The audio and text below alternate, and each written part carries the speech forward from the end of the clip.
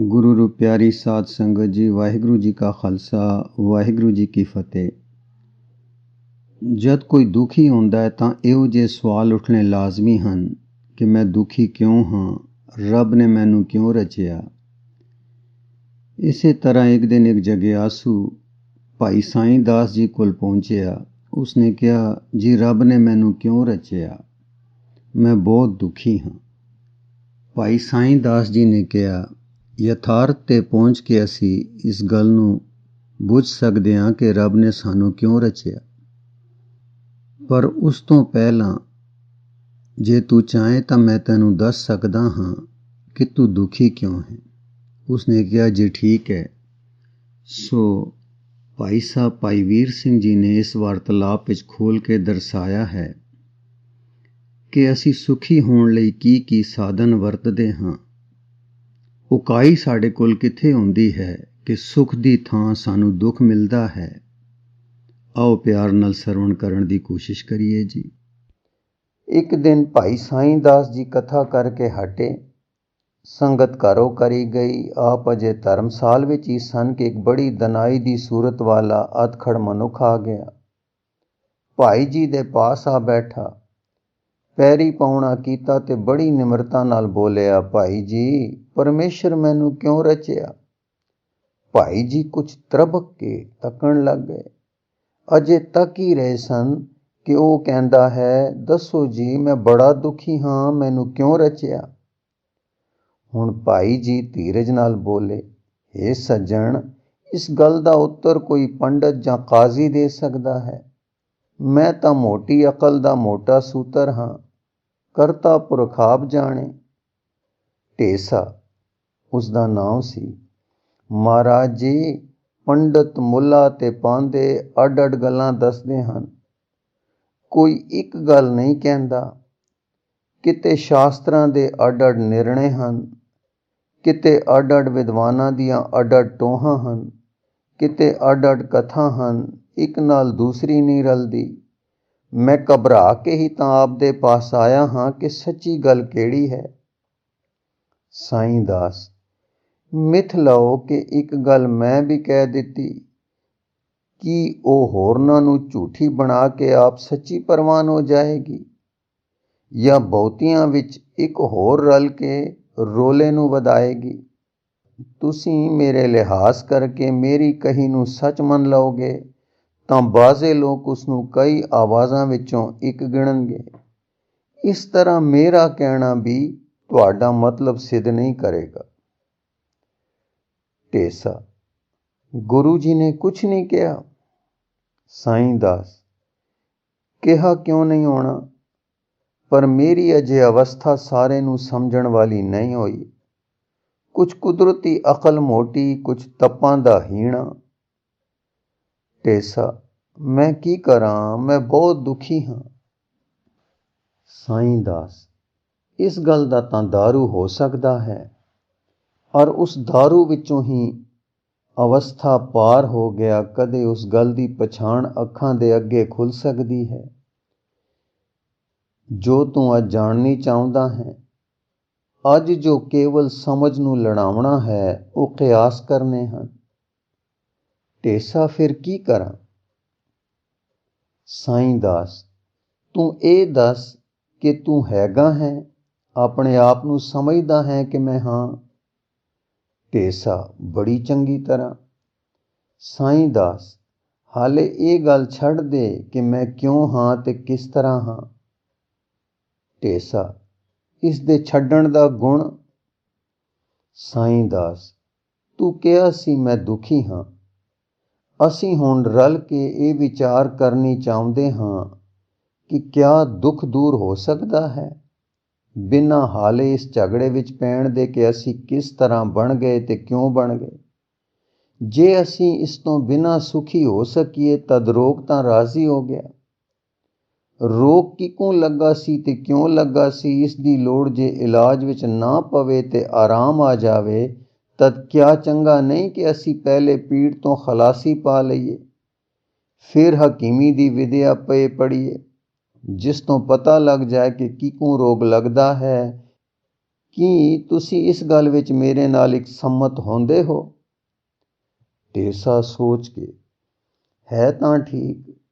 ਸਾਈਂ ਦਾਸ, ਤੁਸੀਂ ਮੰਨਦੇ ਹੋ ਕਿ ਤੁਸੀਂ ਹੋ? ਢੇਸਾ, ਜੀ ਹਾਂ। ਸਾਈਂ ਦਾਸ, ਤੁਸੀਂ ਹੋ ਪਰ ਦੁਖੀ ਹੋ? ਢੇਸਾ, ਠੀਕ ਹੈ, ਮੈਂ ਹਾਂ ਪਰ ਦੁਖੀ ਹਾਂ। ਸਾਈਂ ਦਾਸ, ਤੁਸੀਂ ਚਾਹੁੰਦੇ ਹੋ ਕਿ ਸੁਖੀ ਹੋ ਜਾਓ? ਢੇਸਾ, ਇਹੋ ਤਾਂ ਮੈਂ ਮੰਗਦਾ ਹਾਂ। ਸਾਈਂ ਦਾਸ, ਤਦ ਪਤਾ ਲਗਾ ਕਿ ਤੁਸੀਂ ਹੋ ਪਰ ਜਿਕੂ ਹੁਣ ਹੋ ਦੁਖੀ ਹੋ। ਢੇਸਾ, ਠੀਕ ਹੈ। ਸਾਈਂ ਦਾਸ, ਪਰ ਤੁਸੀਂ ਦੁਖੀ ਹੋਣ ਵਿੱਚ ਖੁਸ਼ ਨਹੀਂ, ਅਰ ਵਾਹ ਲਾਉਂਦੇ ਹੋ ਕਿ ਸੁਖੀ ਹੋਵੇ। ਢੇਸਾ, ਲਾਉਂਦਾ ਹੀ ਹਾਂ।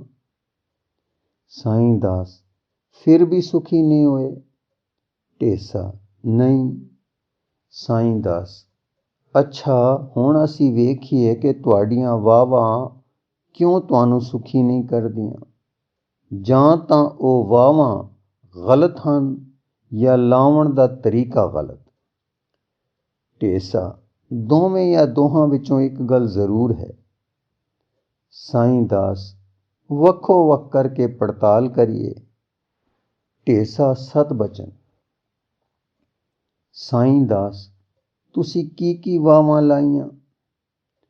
ਢੇਸਾ, ਮੈਂ ਹਰ ਪੰਡਤ, ਹਰ ਵਿਦਵਾਨ ਪਾਸ ਪੁੱਛਣ ਗਿਆ, ਪਰ ਕਿਸੇ ਨੇ ਮੇਰੀ ਤਸੱਲੀ ਨਾ ਕੀਤੀ। ਸਾਈਂ ਦਾਸ, ਇਹ ਤਾਂ ਤੁਸੀਂ ਕੇਵਲ ਇਸ ਘਬਰਾਹਟ ਦੇ ਦੂਰ ਕਰਨ ਲਈ ਗਏ ਕਿ ਮੈਨੂੰ ਕਿਉਂ ਰਚਿਆ ਗਿਆ। ਇਹ ਘਬਰਾਹਟ ਤੁਹਾਨੂੰ ਆਪਣੇ ਆਪ ਨੂੰ ਦੁਖੀ ਸਮਝਣ ਤੇ ਪਿਆ। ਸੋ ਇਹ ਘਬਰਾਹਟ ਤਾਂ ਰੋਗ ਦੇ ਹੋਣ ਕਰਕੇ ਸੀ। ਇਹ ਕੋਈ ਰੋਗ ਨਿਵਰਤੀ ਦਾ ਉਪਾਅ ਤਾਂ ਨਹੀਂ ਸੀ। ਮੈਂ ਪੁੱਛਦਾ ਹਾਂ ਕਿ ਅਸਲੀ ਰੋਗ ਦੇ ਦੂਰ ਕਰਨ ਲਈ ਕੀ ਵਾਹਵਾਂ ਲਾਈਆਂ ਜੇ?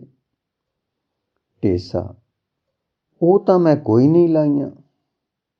ਸਾਈਂ ਦਾਸ, ਭਲਾ ਮੈਂ ਕੁਛ ਦੱਸਦਾ ਹਾਂ, ਇਹਨਾਂ ਵਿੱਚੋਂ ਜੋ ਤੁਸਾਂ ਲਾਈ ਹੋਵੇ ਸੋ ਦੱਸੀ ਜਾਣੀ। ਢੇਸਾ, ਅੱਛੀ ਗੱਲ। ਸਾਈਂ ਦਾਸ, ਤੁਸੀਂ ਜਦੋਂ ਇਆਣੇ ਸੀ, ਖਾਣ ਪੀਣ ਵਾਸਤੇ ਸਭ ਤੋਂ ਵੱਧ ਉਛਲਦੇ ਸੀ। ਤੁਹਾਨੂੰ ਭਾਵੇਂ ਪਤਾ ਨਹੀਂ ਸੀ ਕਿ ਕਿਉਂ, ਪਰ ਗੱਲ ਇਹੋ ਹੁੰਦੀ ਸੀ। ਹੁਣ ਵੀ ਚੰਗੀ ਤੋਂ ਚੰਗੀ ਚੀਜ਼ ਖਾਣ ਲਈ ਕੋਸ਼ਿਸ਼ ਕਰਦੇ ਹੋ, ਅਰ ਵਾਹ ਲੱਗੇ ਉੱਤਮ ਤੋਂ ਉੱਤਮ ਵਸਤੂ ਖਾਂਦੇ ਹੋ। ਢੇਸਾ, ਠੀਕ ਹੈ। ਸਾਈਂ ਦਾਸ, ਇਉਂ ਕਿਉਂ? ਢੇਸਾ, ਜੀ ਕਰਦਾ ਹੈ। ਸਾਈਂ ਦਾਸ, ਜੀ ਕਿਉਂ ਕਰਦਾ ਹੈ? ਢੇਸਾ, ਇਹ ਤਾਂ ਮੈਨੂੰ ਪਤਾ ਨਹੀਂ। ਸਾਈਂ ਦਾਸ, ਲਓ ਇਸ ਨੂੰ ਪੜਤਾਲੀਏ। ਕੀ ਨਾ ਖਾਦਿਆਂ ਇੱਕ ਅੰਦਰ ਹਾਲਤ ਪੈਦਾ ਹੁੰਦੀ ਹੈ ਜਿਸ ਨੂੰ ਭੁੱਖ ਕਹੀਦਾ ਹੈ, ਔਰ ਉਸ ਭੁੱਖ ਦੀ ਤਸੱਲੀ ਨਾ ਕੀਤਿਆਂ ਉਹ ਭੁੱਖ ਦੁੱਖ ਬਣ ਜਾਂਦੀ ਹੈ, ਔਰ ਉਸ ਦੁੱਖ ਤੋਂ ਬਚਣ ਲਈ ਕੁਝ ਖਾਈਦਾ ਹੈ। ਫਿਰ ਖਾਂਦਿਆਂ ਜੀਭ ਨੂੰ ਕੋਈ ਸਵਾਦ ਆਉਂਦਾ ਹੈ। ਉਸ ਸਵਾਦ ਨੂੰ ਵਧੀਕ ਤੋਂ ਵਧੀਕ ਮਾਣਨ ਲਈ ਸਵਾਦੀਕ ਤੋਂ ਸਵਾਦੀਕ ਪਦਾਰਥ ਲੱਭੀਦਾ ਹੈ। ਕੀ ਇਹ ਦੋਵੇਂ ਗੱਲਾਂ ਤੁਸੀਂ ਮੰਨਦੇ ਹੋ ਕਿ ਠੀਕ ਹਨ? ਢੇਸਾ ਤੱਕ ਕੇ, ਠੀਕ ਹਨ। ਸਾਈਂ ਦਾਸ, ਤਦ ਫਿਰ ਇਹ ਗੱਲ ਨਿਕਲੀ ਕਿ ਤੁਸੀਂ ਭੁੱਖ ਦਾ ਦੁੱਖ ਦੂਰ ਕਰਨ ਲਈ ਖਾਣ ਪੀਣ ਦੀ ਵਾਹ ਲਾਈ ਤੇ ਵਧੀਕ ਸਵਾਦਾਂ ਨੂੰ ਮਾਣਨ ਲਈ ਵਧੀਕ ਸਵਾਦੀ ਪਦਾਰਥਾਂ ਦੀ ਭਾਲ ਕੀਤੀ। ਢੇਸਾ, ਠੀਕ। ਸਾਈਂ ਦਾਸ, ਕੀ ਭੁੱਖ ਦਾ ਦੁੱਖ ਦੂਰ ਕਰਨਾ ਅਰ ਜੀਭ ਨੂੰ ਵਧੀਕ ਸਵਾਦ ਚਖਾਉਣੇ ਸੁੱਖ ਹਨ ਜਾਂ ਦੁੱਖ? ਢੇਸਾ, ਸੁੱਖ। ਸਾਈਂ ਦਾਸ, ਤਦ ਤੁਸੀਂ ਮੰਨਦੇ ਹੋ ਕਿ ਤੁਸੀਂ ਸੁੱਤੇ ਹੀ ਸੁੱਖ ਲਈ ਇਹ ਵਾਹ ਲਾਉਂਦੇ ਰਹੇ ਹੋ। ਢੇਸਾ, ਇਹ ਠੀਕ ਹੈ ਕਿ ਮੈਂ ਵਾਹ ਲਾਉਂਦਾ ਰਿਹਾ ਹਾਂ, ਪਰ ਮੈਂ ਸਮਝਦਾ ਨਹੀਂ ਸਾਂ। ਸਾਈਂ ਦਾਸ, ਜਦ ਕਦੇ ਕਿਸੇ ਨੇ ਤੁਹਾਡੀ ਮਰਜ਼ੀ ਤੋਂ ਉਲਟ ਕੰਮ ਕੀਤਾ ਜਾਂ ਕਿਸੇ ਨੇ ਤੁਹਾਡੇ ਸੁਭਾਅ ਨੂੰ ਚੰਗੇ ਲੱਗਣ ਵਾਲੀਆਂ ਗੱਲਾਂ ਦੇ ਉਲਟ ਕਿਹਾ ਤਾਂ ਤੁਹਾਨੂੰ ਦੁੱਖ ਪ੍ਰਤੀਤ ਹੋਇਆ ਕਿ ਨਹੀਂ? ਢੇਸਾ, ਹੋਇਆ। ਸਾਈਂ ਦਾਸ, ਉਸ ਦੇ ਦੂਰ ਕਰਨ ਲਈ ਤੁਸੀਂ ਉਸ ਨੂੰ ਉਸੇ ਹਾਲਤ ਵਿੱਚ ਪਹੁੰਚਾਉਣ ਦੀ ਕੋਸ਼ਿਸ਼ ਕੀਤੀ ਕਿ ਨਹੀਂ ਕਿ ਜਿਸ ਵਿੱਚ ਉਸਨੇ ਤੁਹਾਨੂੰ ਪਹੁੰਚਾਇਆ ਸੀ? ਢੇਸਾ, ਠੀਕ ਹੈ, ਉਸ ਤੋਂ ਵੱਧ ਸਗੋਂ।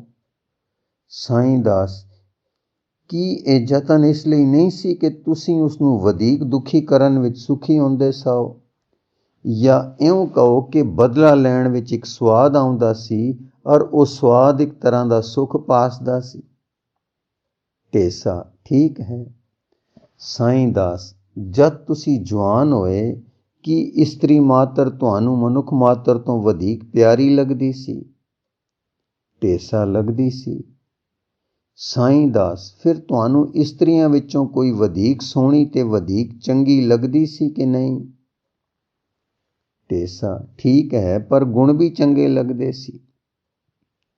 ਸਾਈਂ ਦਾਸ: ਕੀ ਸੁੰਦਰਤਾ ਵਧੇਕ ਖਿੱਚ ਮਾਰਦੀ ਸੀ ਔਰ ਗੁਣ ਵਿਚਾਰ ਕਰਨ ਤੋਂ ਮਗਰੋਂ ਭਾਵਦੇ ਸੀ, ਜਾਂ ਇਸ ਤੋਂ ਉਲਟ ਆਉਂਦਾ ਸੀ?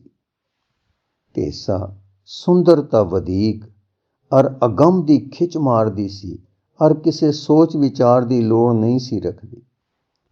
ਸਾਈਂ ਦਾਸ: ਭਲਾ ਜੇ ਮਨ ਨੂੰ ਭਾਈ ਇਸਤਰੀ ਨਾ ਮਿਲੇ ਤਾਂ ਇਸ ਦੇ ਨਾ ਮਿਲਣ ਨੂੰ ਤੁਸੀਂ ਦੁੱਖ ਸਮਝਣ ਲੱਗ ਗਏ ਸੋ ਕਿ ਨਹੀਂ? ਢੇਸਾ: ਸਮਝਣ ਲੱਗ ਗਿਆ ਸਾਂ, ਇਹ ਠੀਕ ਹੈ।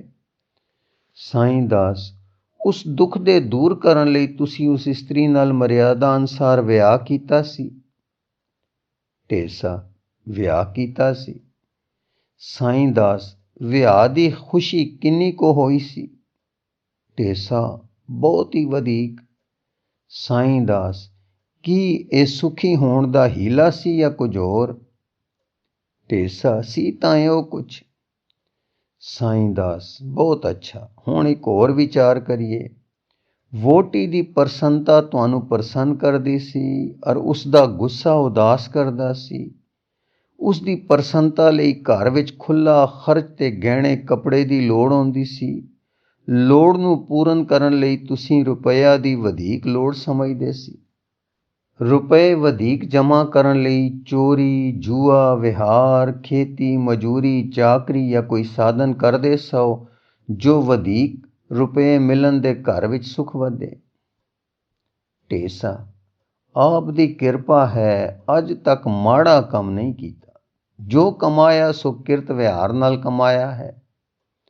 ਸਾਈਂ ਦਾਸ: ਬਹੁਤ ਚੰਗਾ, ਪਰ ਮੇਰਾ ਪ੍ਰਯੋਜਨ ਰੁਪਈਆਂ ਦੇ ਪੈਦਾ ਕਰਨ ਦੇ ਹੀਲੇ ਤੋਂ ਨਹੀਂ ਹੈ। ਚਾਹੇ ਹੀਲਾ ਪਾਪ ਰੂਪ ਕੀਤਾ, ਚਾਹੇ ਨਿਸ਼ਪਾਪ, ਇਸ ਦੀ ਵਿਚਾਰ ਫੇਰ ਕਰਾਂਗੇ।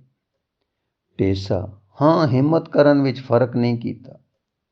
ਸਾਈਂ ਦਾਸ: ਹੁਣ ਇਹ ਸਿੱਧ ਹੋ ਗਿਆ ਕਿ ਸੁਖੀ ਹੋਣ ਲਈ ਤੁਸੀਂ ਵਾਵਾਂ ਲਾਈਆਂ ਹਨ ਔਰ ਨਾ ਕੇਵਲ ਦੁੱਖ ਦੂਰ ਕਰਨ ਲਈ, ਸਗੋਂ ਵਧੇਕ ਤੋਂ ਵਧੇਕ ਰਸ ਮਾਣਨ ਲਈ ਤੇ ਵਧੇਕ ਤੋਂ ਵਧੇਕ ਸੁਖੀ ਹੋਣ ਲਈ। ਢੇਸਾ: ਇਹ ਤਾਂ ਹੁਣ ਸਾਫ਼ ਸਮਝ ਲਿਆ ਹੈ। ਸਾਈਂ ਦਾਸ: ਅਸੀਂ ਕਿਹਾ ਸੀ ਕਿ ਅਸੀਂ ਪੜਤਾਲ ਕਰਨੀ ਹੈ ਕਿ ਜੇ ਸੱਚੀ ਮੁੱਚੀ ਤੁਸੀਂ ਵਾਹਾਂ ਲਾਈਆਂ ਹਨ ਤੇ ਫਿਰ ਦੁਖੀ ਹੀ ਰਹੇ ਹੋ, ਤਾਂ ਕੀ ਵਾਹਾਂ ਵਿੱਚ ਕਸਰ ਹੈ ਜਾਂ ਲਾਉਣ ਦੇ ਤਰੀਕੇ ਵਿੱਚ? ਆਓ ਹੁਣ ਇਸ ਗੱਲ ਦੀ ਪੜਤਾਲ ਕਰੀਏ। ਗੁਰੂ ਰੂਪ ਪਿਆਰੀ ਸਾਧ ਸੰਗਤ ਜੀ, ਇਹ ਜੋ ਸੁਖੀ ਹੋਣ ਲਈ ਅਸੀਂ ਵਾਹਾਂ ਲਾਈਆਂ, ਇਸ ਦੀ ਪੜਤਾਲ ਅਸੀਂ ਆਪ ਜੀ ਨੂੰ ਅੱਗੇ ਪੜ੍ਹ ਕੇ ਸਰਵਣ ਕਰਾਉਣ ਦੀ ਕੋਸ਼ਿਸ਼ ਕਰਾਂਗੇ ਜੀ। ਵਾਹਿਗੁਰੂ ਜੀ ਕਾ ਖਾਲਸਾ, ਵਾਹਿਗੁਰੂ ਜੀ ਕੀ ਫਤਿਹ।